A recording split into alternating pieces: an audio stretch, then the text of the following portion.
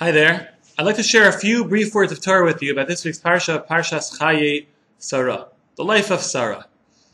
As some of you may be aware, this past week, Yud Tes Cheshvan was my sister Rivki's 10th yahrzeit. I'd like to share Dvar Torah that both talks about the Parsha as well as exhibits a certain midah, a certain character trait of hers.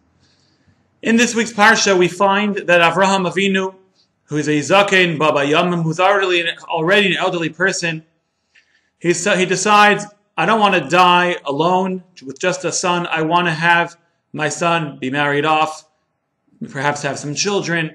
And so his mission is, one of his final missions in his life is to help Yitzchak get married. And so he takes Eliezer and he says, Eliezer, my faithful servant, please go to the land of Canaan, to my family, to find a wife for my son Yitzchak. And he sets all sorts of conditions and makes him swear. Eliezer goes and he devises a test. And this test is what I want to talk about. The test is wherein he says, I'm going to go down to the well.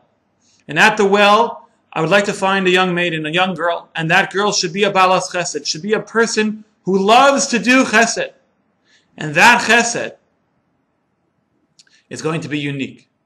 Because not only will she offer to give me to drink, she'll even offer to give my camels to drink. That's somebody who's really thinking, that's the kind of chesed we're aiming for.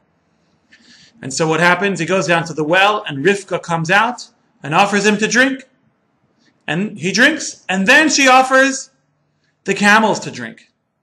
Now this is not the test he had devised. So why is it that he went for Rivka?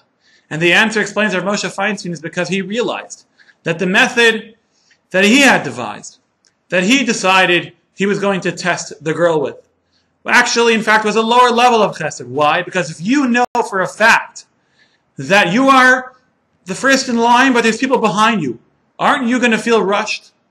Aren't you not going to drink your fill so that the people behind you could actually have to drink sooner rather than later? Rivka realized this. So when she offered Eliezer a drink, she said, Eliezer, I'm offering you a drink. End of story. Eliezer drinks his fill. Once he's finished, she says, you know what? I'm going to give your camels to drink too. Chesed is not just about doing kindness.